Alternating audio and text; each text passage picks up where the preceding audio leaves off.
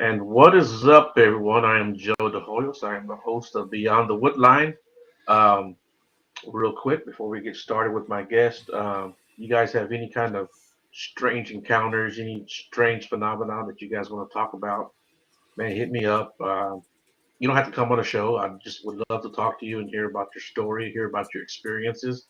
You can get with me at beyond.woodline@gmail.com, or you can find me on Facebook at Beyond the Woodline, or at my personal page, which is just Joe DeHoyos. And you can get with me there, and we'll talk. And I just love talking about this stuff. It's a lot of fun, and there's just so many strange stories out there. Whether it's Bigfoot and cryptids, UFOs, aliens, paranormal stuff. I love talking about psychic stuff, or uh, I love pyramid stuff too, for that matter. That's one of my favorite subjects. I love talking about astral projection and out of body experiences, that kind of stuff. I really love that stuff. And the more I talk about that particular subject, the more people come around and they tell me, "Hey, this weird thing happened to me one night when I was asleep," and so yeah, I mean, I'd love to hear your story. Love to hear uh, what happened to you, and or what you experienced, and just I just love talking about this stuff. But talking about my next guest that I have coming up right now, Scot Violette. Did I say your last name right? Yep. Violet. Yeah, I meant to ask you that. But yeah, Scot Violette. Um, Real quick before we get started, we had a chance to talk a little bit off the air the other day. You told me you travel around quite a bit, and I was just interested, man. What are some of the prettiest places you've been to? Oh wow. Prettiest. I mean, every place I've been's had its unique beauty, but I would have to say northern Maine, up in the North Maine woods. Okay. It's probably one of the prettiest places I've been. Yeah, yeah, yeah. That's one part of the country that has always intrigued me, and for its beauty. I think they say that that's one of the areas in the country you can really see all the seasons. Yeah, you Yeah, can. yeah, yeah, yeah. So yeah, that's probably one place I need to get to. I actually have some friends there in Maine too. So Awesome. Oh, your audio just cut out. with that being said, Yeah, that's you're you're into the Bigfoot subject like I am, and I was just wondering into the subject. Um, actually, well, I was always kind of interested in it when I was a kid, growing up in the Northwest. And the Patterson Gimlin film, came out. I think I was like 7 or 8, and I actually saw that movie or the clip in a theater when they used to do newsreels before the movies in the theaters way back in the day. You got to be old to remember that, but so they showed the movie, and I saw that, and I thought, wow, they are real. That's really kind of cool. And so I was always kind of interested in that, but later on in life, I became an anthropologist, and my expertise is in Native American culture. So I've worked with tribes from all over the nation um, for my whole career, and it it really intrigued me how many tribes, I mean, pretty much all of them, have these Bigfoot legends in their stories and their histories, and we were finding pictographs, and what really intrigued me is I was actually working with a tribe in California, the Miwok tribe in the Yosemite Valley, and I was we were exploring their history and how long they had been in the valley.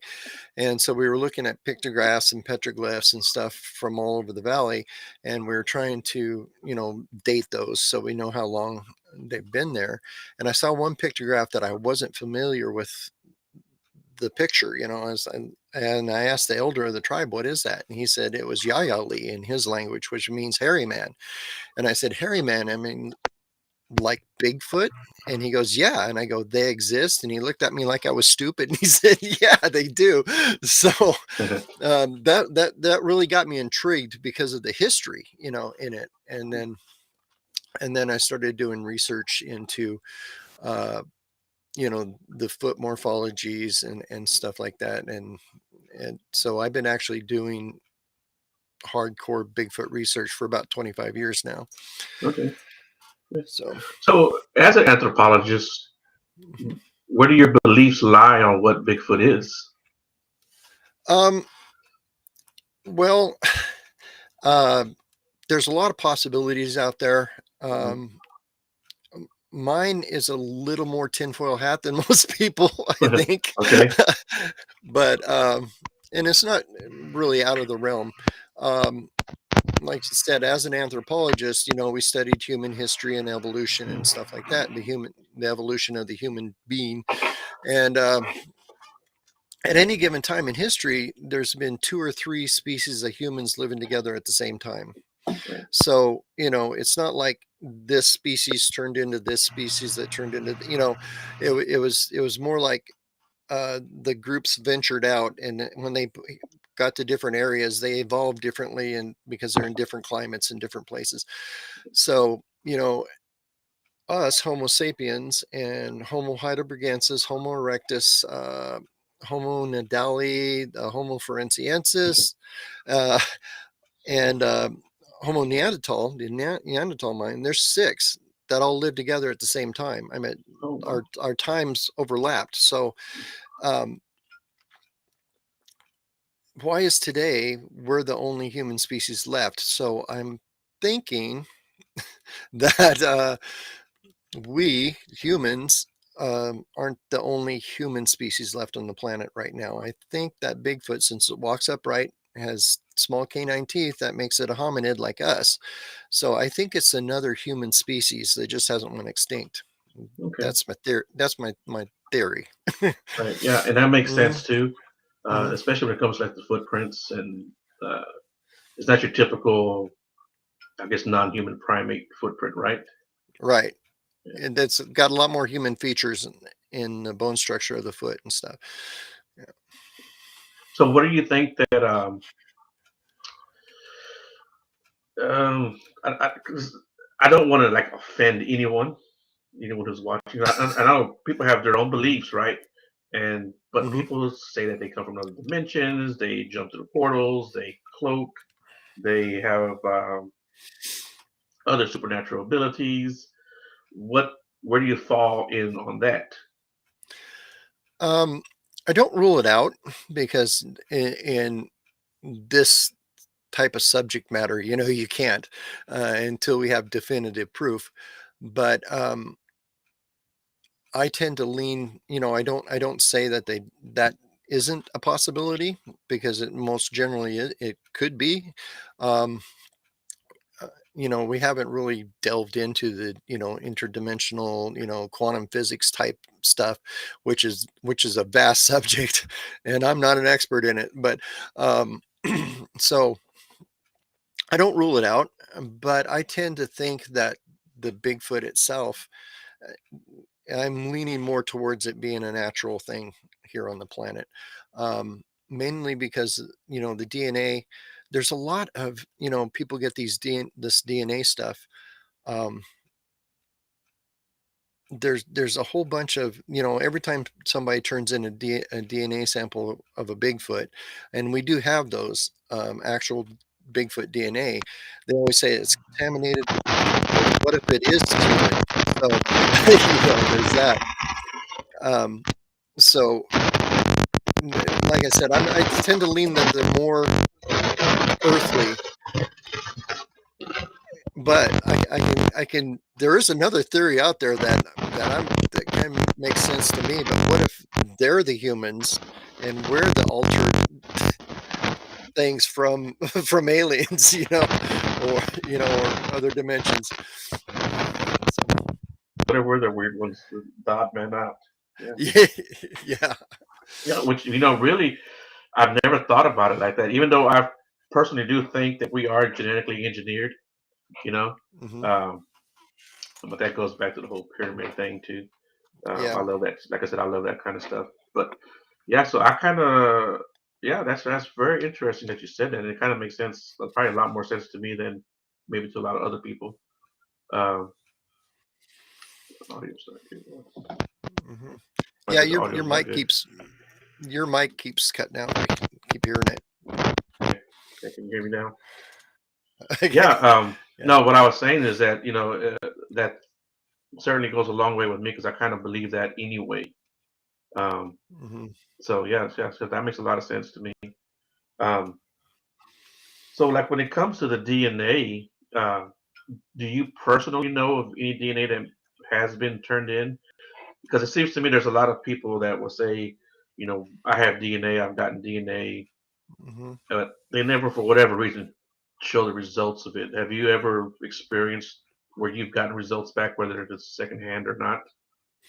Well, there was that study that oh gosh, what was her name? Catch them? Ketchum. Yeah, that's the one. Yeah, she did that study, and a lot of people really, downed her results, said, no, Right. that can't be possible. But she has 135 sets of DNA that match each other, that don't match anything else on the planet, you know, and, and, and whether you believe her or not, that's kind of weird because people are like, I'm not going to believe her DNA. Well, it's DNA, there's a sequence. I mean, you can't change that. Um, and I Yeah, think even, it's not like hoaxing a footprint, right? yeah, Yeah. exactly. You can't really hoax DNA. So there's that. Um, so, Scott Carpenter wrote a book about it, about her thing. And I read that, and I really tend to believe, that she does have the DNA. And in fact, I think, what's his name? David Pallades Right. just did a video on that too, where he did some research on it and said, well, yeah, they got the DNA. I mean, so what they don't have is the specimen to compare the DNA to. They have Right. the DNA that match each other, that don't match anything else on the planet. They just don't have anything to match that to, Right. you know. Do you think it's only a matter of time before we actually do get a specimen? I think it is. Actually, I think we probably already have one, to be honest Right. with you. Right. Um, not, yeah, I bet you there's a there's a Bigfoot skeleton in the drawer of the Smithsonian in some back room somewhere that nobody knows it's there. You know Right. that's my theory because I've run into stuff. Being an anthropologist, and I've worked in museums. You know, as a museum docent, or and the stuff they have in some of the back rooms and some of the little museums that I've found. You Mhm. know, uh, I worked at this little museum in the center of California in a town called Mariposa. In the back room, they got one of the original Gadsden flags. The flags with the snake on it. It says "Don't tread on Oh me." yeah. They Right. actually have the original one in that little tiny museum in the middle of nowhere that nobody knows it's in the back room. They don't Oh wow. display it, you know. Yeah. So I'm kind of guessing that there's probably a few specimens of Bigfoot in a few different museums somewhere, Right. and that's if you don't delve into like the possibility of government cover up and all that other stuff too.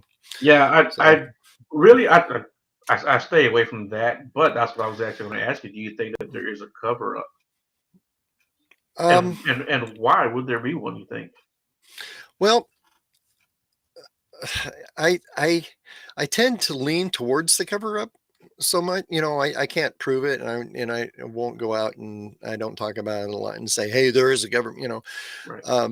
but there's been some weird stuff that's happened to me. Like I said, I've been doing this for 25 years, and what we do is we travel full time in our RV, and we have a website, and people can submit reports to us. When we get a bunch of reports in a certain area, a certain time, we'll travel there and go check it out.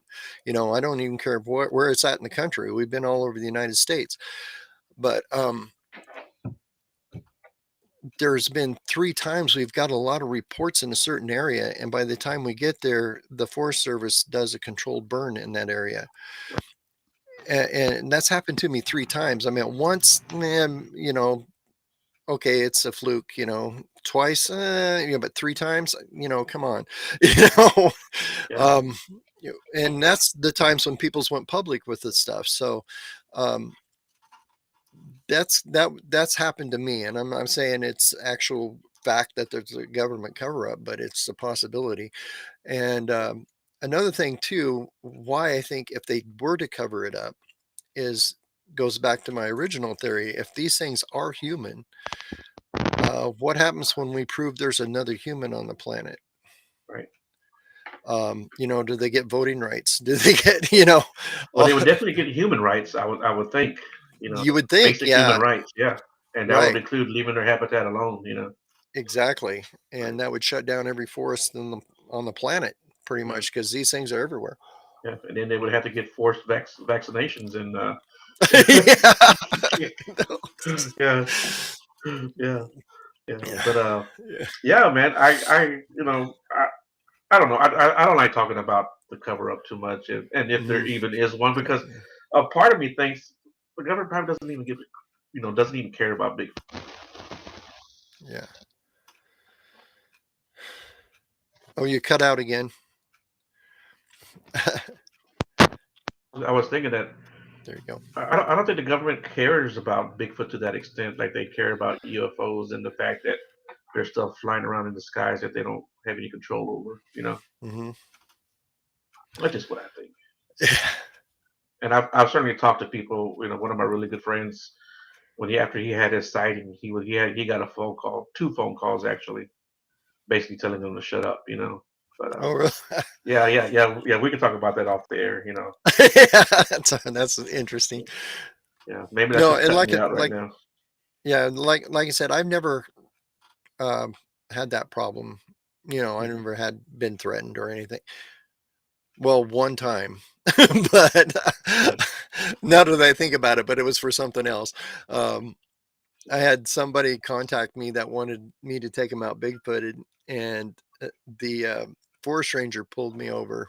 The state police, actually, the wildlife state police officer pulled me over and said, and asked me if I was charging people because I didn't have my outfitter's license and all a bunch of stuff Oh, like that.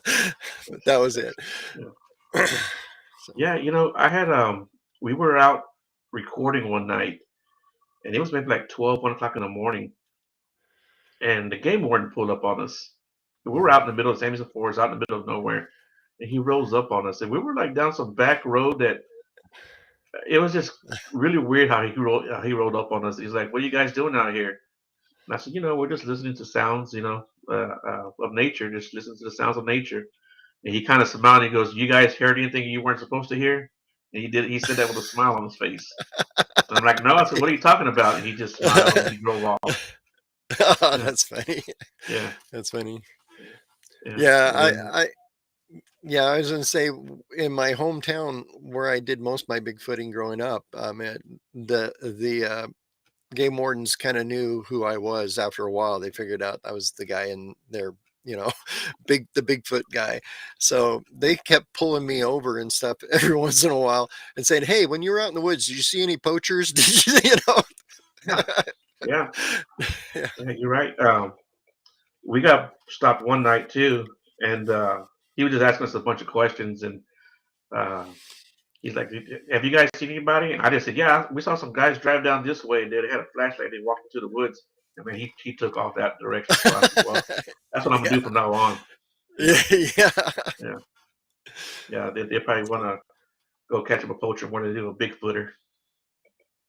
But yeah, yeah. I Yeah. think I think the government knows a lot more about Bigfoot, but I kind of really don't think they care too much.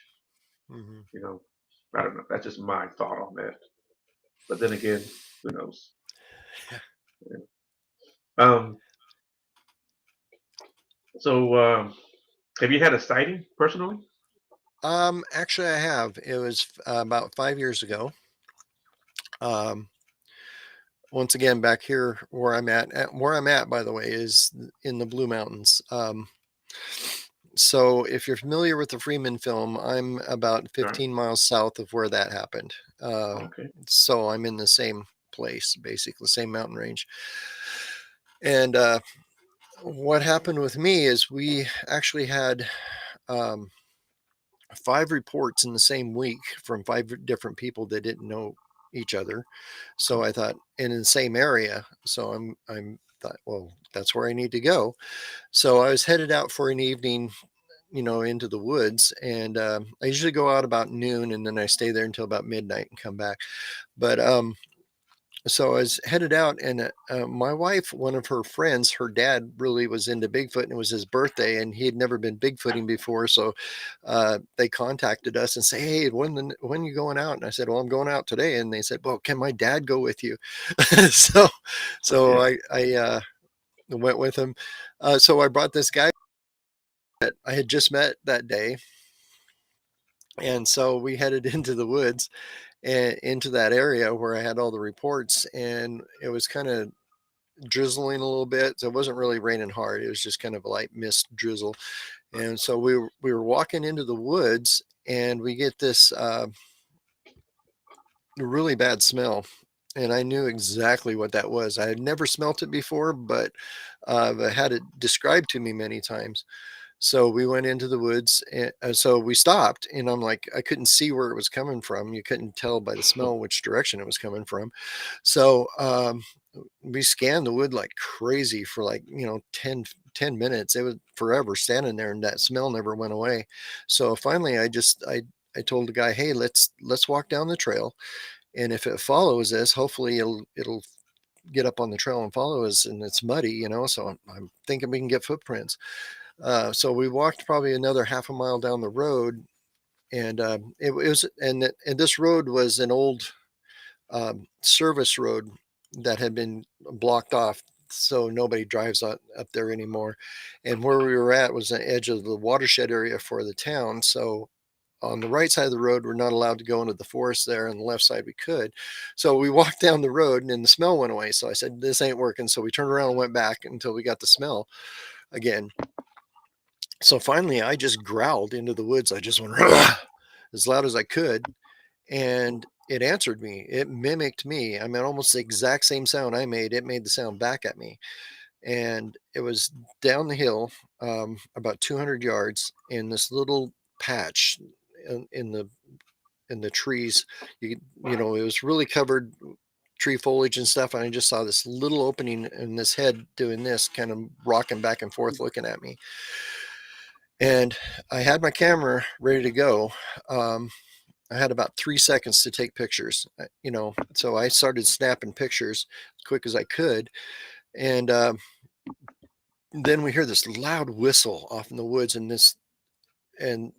I could only see like the shoulders up, and the face turned and walked towards that whistle.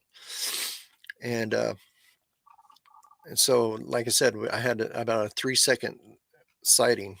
And I got some really crappy, blurry pictures as usual, Yeah. of it. But the guy with me saw what I saw, so I had an eyewitness with me anyway, and it was his first time Bigfooting, and he sees a Bigfoot. Oh really?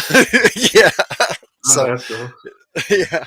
So we hung out there for the rest of the evening. Nothing else ever happened. The smell went away. We tried knocking on trees, we tried, all the stuff, and nothing worked. So we got back home probably about midnight or so, and then I went back there the next day, and um, actually I spent 3 days there, and we started measuring stuff, shooting lasers through trees, figuring out how far away this was, where it was standing. And we found three 9-inch footprints with three 15-inch footprints next to them. Oh So I wow. figured, so I figured the one that I saw after we measured everything was only 6 foot tall. So I think that was the juvenile with 9-inch footprints. And I think mom was the one that whistled, or dad. I never saw the other one. Um, they kind of whistled and said, "Hey, leave the people alone," or whatever. Let's Mhm. get out of here, kind of deal. Right. So I actually cast the prints. So I have the footprints and the photo of the one I saw. So. Oh nice, nice. Yeah, and I was gonna ask you too. When you go out, do you do calls and wood knocks? Um, I don't. I used to a long time ago, but I had never got any reactions from that. Right. I do wood knocks. I don't do the calls and the whistles and the whoops and stuff like that anymore. Um, because we can't mimic that anyway. I've got recordings of them, that's happened while we're in the woods. Excuse me. But I've never really got a reaction from whoops and calls and stuff. But tree knocks, that's another story. I have got reactions from that. So we do that occasionally. Yeah. Yeah. So like after you had your sighting, was that how did you feel? Was that very validating for yourself or It very much was. okay? Yeah.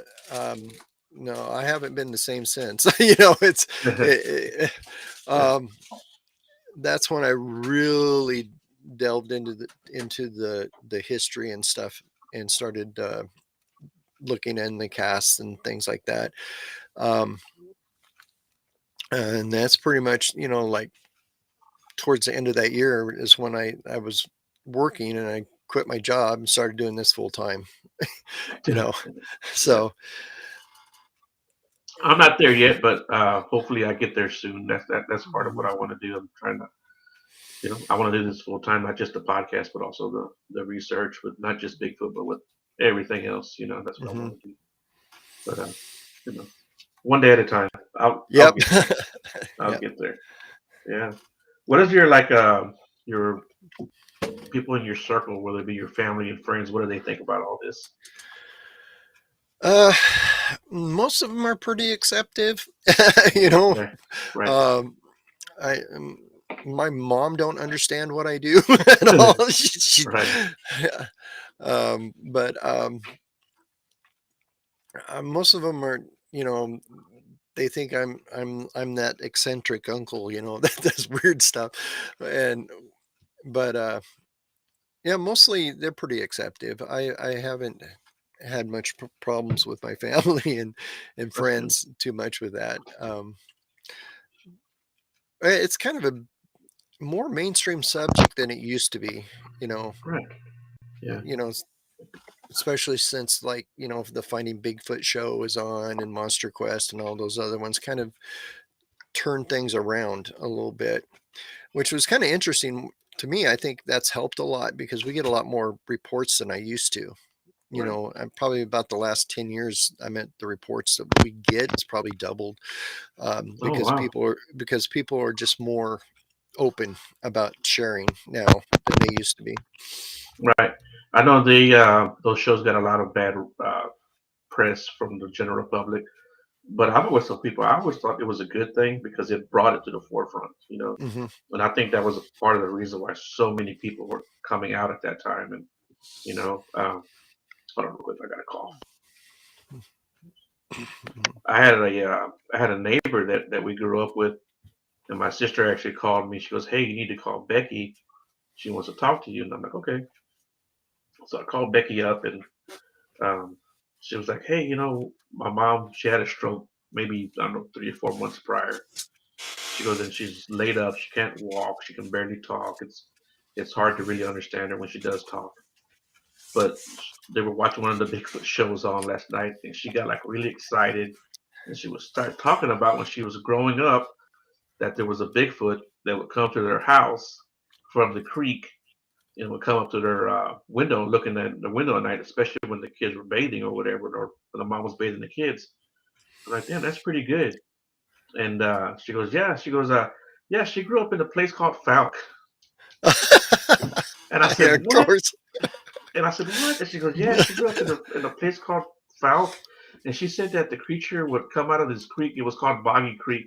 I Hmm. was like, holy cow, man. I said, your mom was right there, you Yeah. know? Wow, And, that's and cool. yeah, and so like we grew up with her, and I never knew her mom was from Falk. You know, I'd have been Uh, down there every day because even as a kid, I knew what Falk was. Uh, I'd have been over her house every day, and I told her, I said, you need to ask her when she has a good day, to get talk to her and try to get some stories from mhm. her. But she wound up passing like a month later after that. Uh, Yeah. but yeah, that's awesome. Yeah, we've actually spent a couple. Uh, we've been to Falk a couple times, and actually, we're going back in April. I'm going to be speaking at the Falk Monster Fest in Falk. Oh Uh, yeah, yeah, yeah. I actually have got that saved. I'm gonna try to make that in April too. So hopefully we get together and yeah, that'd be fun. yeah. Yeah, go Yeah. down to the Monster Mart. Yeah. Yeah. Yeah. Yeah. We were there, I think 2 years ago, and we got to hang out with Keith Crabtree, one of the Crabtree boys from the Right. movie. Yeah. So, Yeah. uh, but and we went out squatching and didn't find anything. But that's Yeah. usually the case. But yeah, Valk's pretty awesome place. Yeah. I think I told you we went out to. I got to go to the Crabtree property with Hmm. Joe's Crabtree's widow and hang out over there and check out his garage and saw the skeleton that's in the garage. Yeah. So shit. Excuse me. But yeah. Yeah. That was a pretty cool trip, and I went to the Ford property. That was fun too. And of course, you go to the bridge. You have Hmm. the Boggy Creek plaque there. You Hmm. know. But yeah, that's one of my favorite places, and I'll definitely need to get back there. Yeah.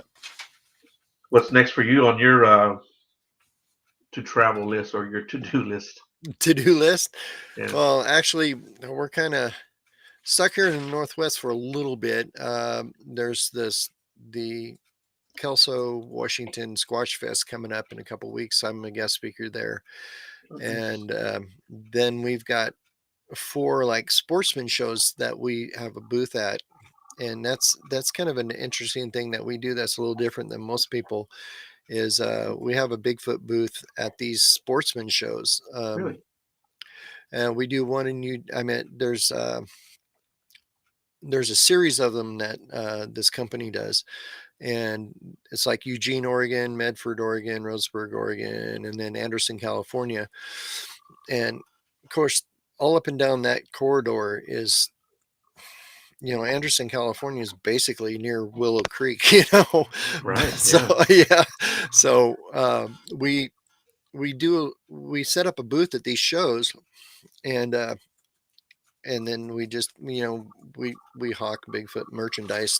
That's how we get paid to do this, Right. because I don't have any government grants for it. but Have you anyway, applied though? yeah, I probably could get them now.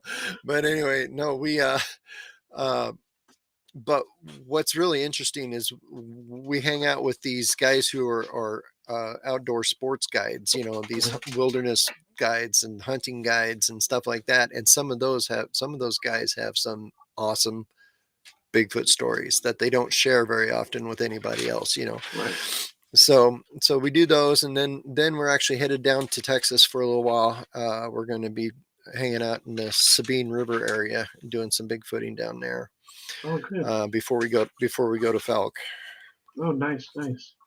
Um, Yeah, yeah, I was gonna say, when you talk to these hunters, did a lot of them believe in Bigfoot when they ran into it, or they did not believe? they did not. Yeah, Right. and in fact, there's two kinds of these sports guys that come in. Not just the guys at the show, but the crowd that comes in and starts talking. I'll get guys that come to the booth. Oh, I've been hunting my whole life and I've never seen it. Right. That kind of Right. thing.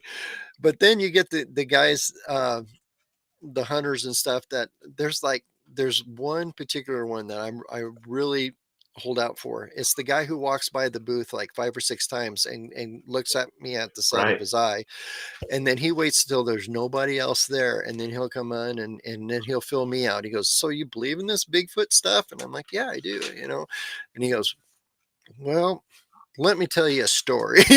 So Right. Those are some of the best stories. so they are. Yeah.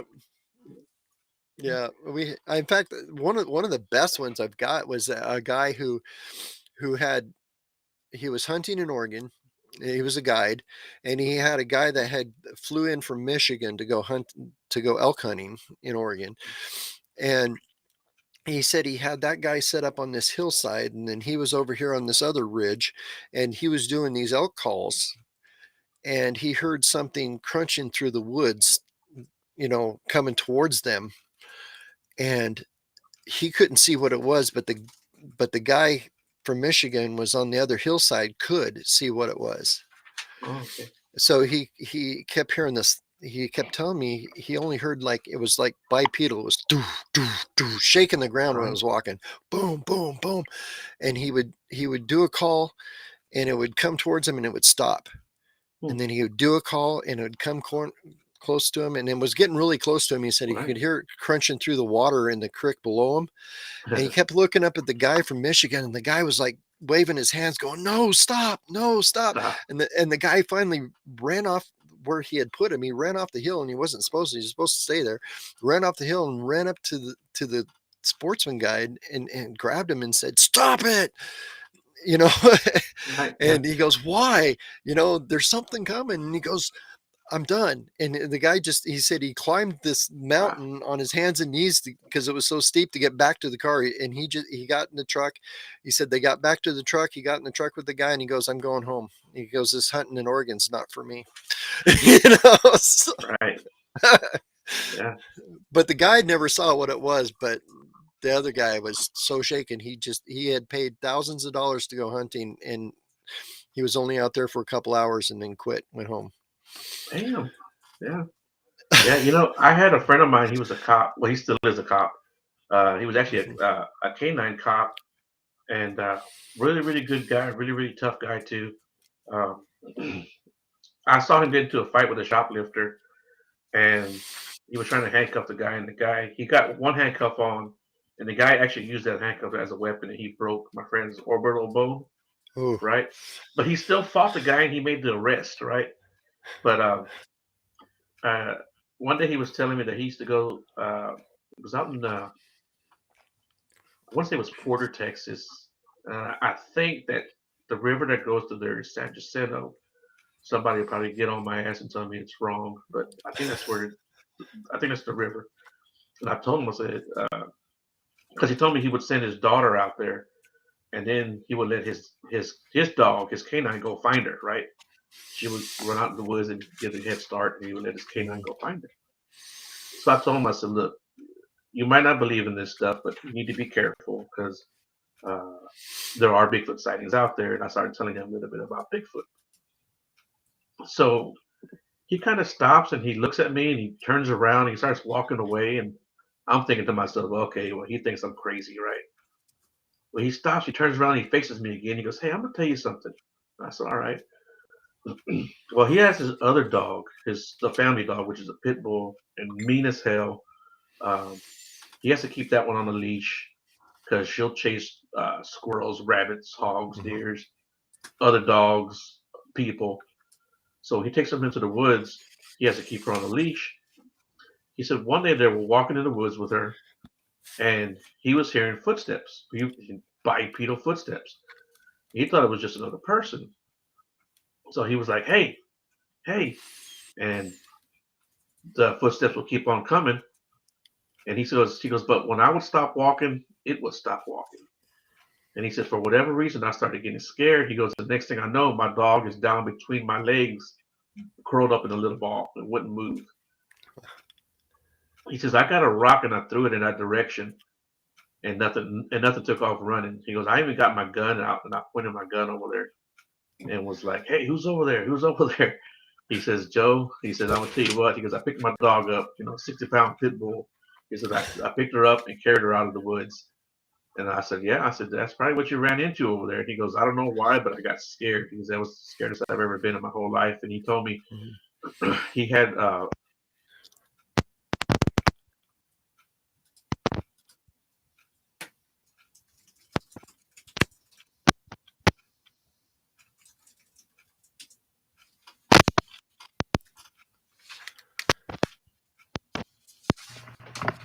Oh, there we go. Nope, lost it again. okay. And There you go. so he told me that he sold his 4-wheeler and he sold his shotgun because he wasn't going back there anymore. And then he told me that he's like, it took a lot of guts for you to tell me about this. He goes, so I'm gonna tell you something else. He said, I didn't just pick my dog up and walk out. He said, I ran out of the woods like a little bitch. Yeah. Yeah. Well, yeah, I've had a couple stories, where there was a gentleman who's actually he's a Native American. He was working in a logging camp, and he said that he had went to the camp early in the morning because his job was to oil and gas up all the machinery. And he said he got there and everything was in their camp was tore up. And he looks up and he sees this Bigfoot just standing at the edge of the tree line, just staring him down. And he said the next thing he knew, he had ran a half a mile past his truck Oh shit. down the road. And he said, I just kind of woke up. And I'm like, I said, you woke up? He goes, yeah, I woke up running. I mean, I didn't realize I started running. He said, Oh next wow. thing I know, I'm a half a mile down the road and running, and I don't know why. Right. Yeah. Yeah.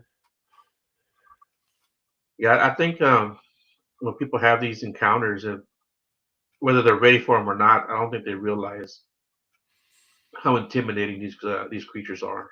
Hmm. You know, Yeah. and even the I guess you call them non-aggressive ones, where they're probably more curious than anything else. People, it's still a scary thing. It's a scary sight. Hmm. What are some of Yeah. the? Have Go you ahead. ever been scared? No, I haven't.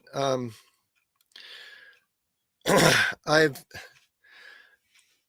well, I can take that back. Maybe I have, but Yeah. it was I was kind of after the fact kind of deal. Um, when we're in the woods, usually, especially if we backpack in somewhere, we always hammock camp. I don't use tents. Oh wow. And, and because they're a lot more comfortable. But anyway, and they're easier to set up and quicker and waterproof and all that stuff. But anyway, but I also set up trail cameras around wherever we're set up, so we catch anything that comes in at night. And I also have an alarm system. We have these motion sensors, these portable motion sensors that we backpack in and we set Right. around. So they go off if anything comes close to our camp, uh, or our tent.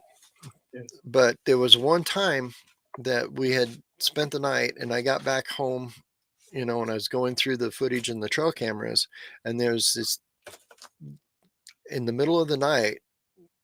We got one shot of these glowing eyes, uh, probably about 50 yards away from us out into the woods. It's about 8 foot up a tree, next to a Oh tree wow. Yeah. that was standing there watching us sleep. And that kind of freaked me out. Like I said, after the fact, I'm like, oh crap, it was standing right there looking at me Hmm. all night. I was Yeah. like, Right. Yeah. so.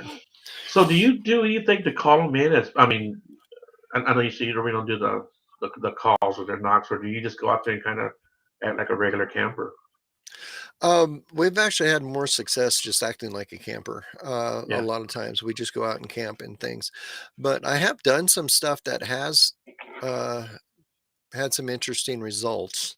Um, one, I've got like these LED disco light that we set up Okay. in the middle of the night, and just for something, it's flashing different colored lights all directions, and as kind of an attractant, and like they can say, what the heck is that, let's go check it out, kind of thing. Right. But I've also got uh, calls back to us, like whoops, and some of the longer calls.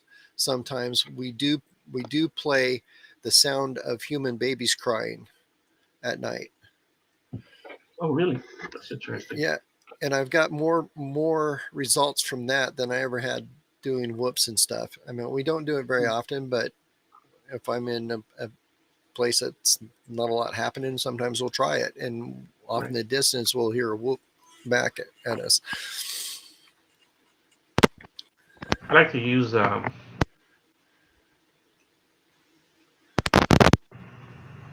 those chem lights where you break them and you Hmm. shake them and they glow, the glow sticks. Yeah, Yeah. I like to use those, and I Hmm. think we've gotten some pretty good results from that. There was right when COVID hit and they closed everything down. Uh, my friend called me up. He's like, "Hey, I want you to check out this file.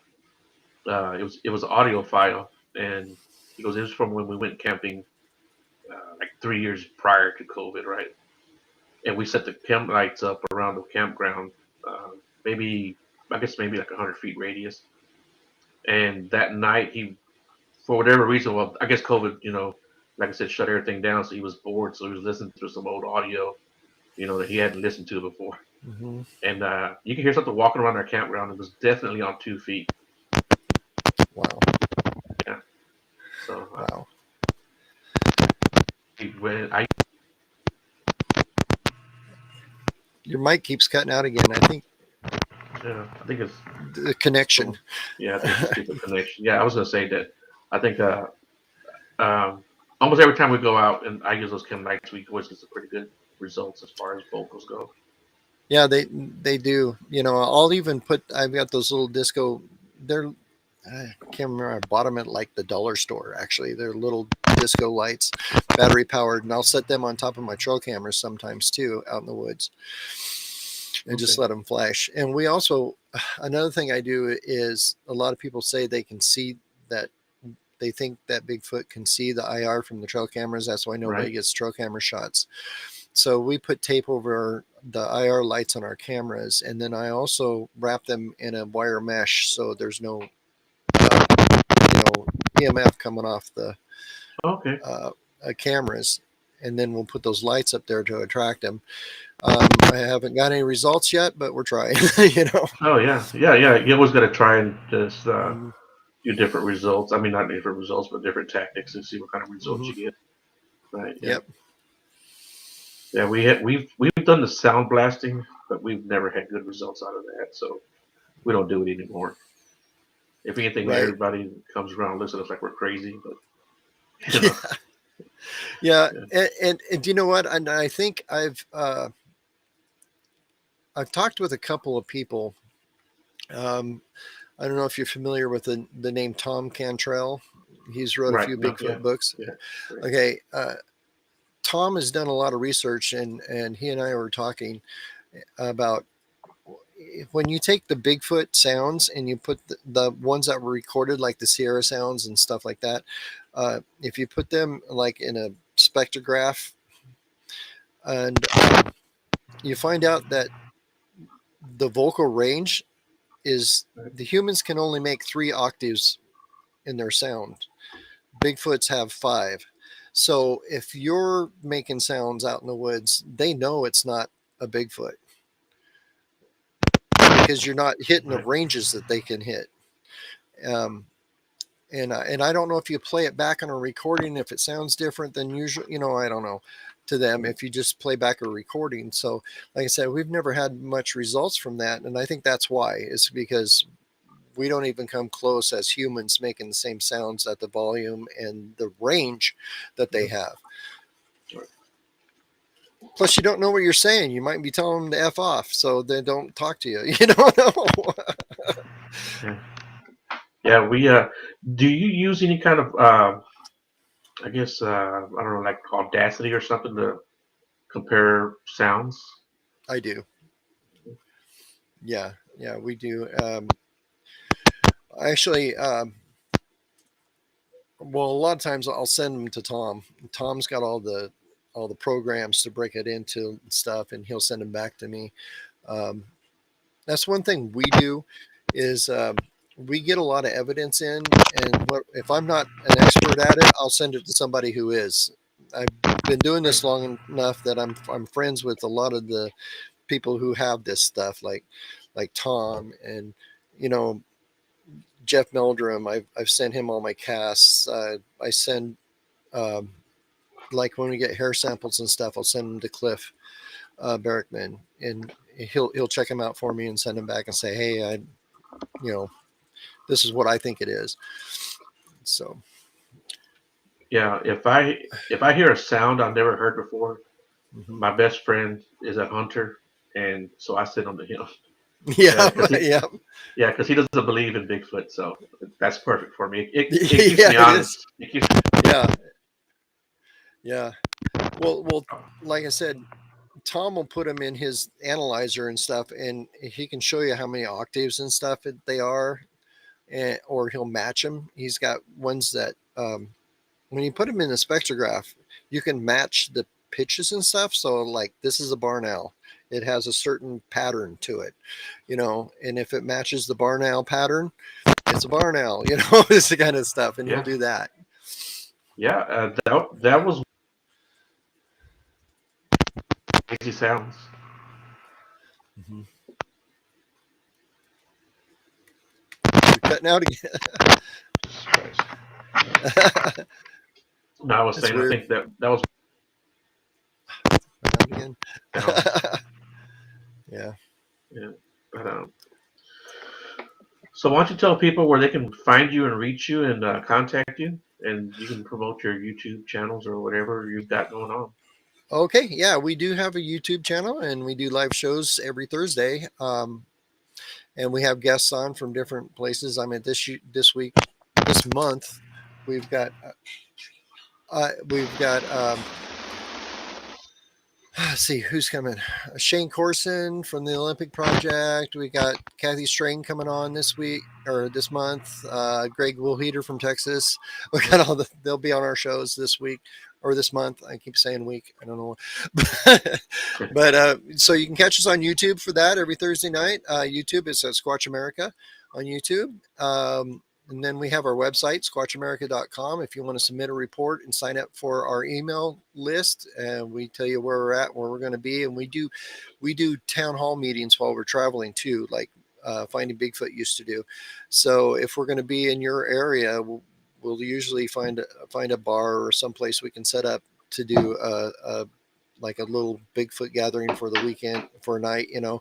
So you can keep track on squatchamerica.com to see where we're going to be at, and you can sign up for our email list, and they'll tell you where we're going to be and be setting up these things. I think our next one's going to be in Cave Junction, Oregon, um, later on in February. But then let's see what else we got. Oh yeah, and of course Patreon. Help us out there. That's how we pay for this stuff.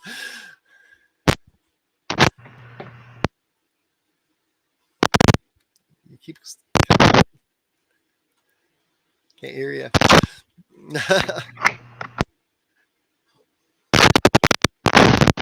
Do you have like an email people can reach you at? Yeah, it's squatchamerica@gmail.com. The description of the show, so people can go there and find all your information too. Cool. Well, cool. It's not quite an hour, but I'm tired of holding this stupid mic cord. Yeah, you got Yeah, a janky plug. Yep. yeah. I got a stupid little plug here. I think it's just, but yeah. Man, thank appreciate it, dude. No problem. Yeah, I have to have you on again, maybe in the Oh, no. next few months after you've had some adventures. There you go. Okay. Yeah, Yeah, and hope yeah, to see you in cool. Falk. Yeah, man. Hope to see you too, man. And thank you for doing the show, and thank you guys in the chat. You guys are always great as always, and we will be seeing you guys around. So everyone have a good evening and a good night, and y'all take care of each other. And hold on real quick, buddy.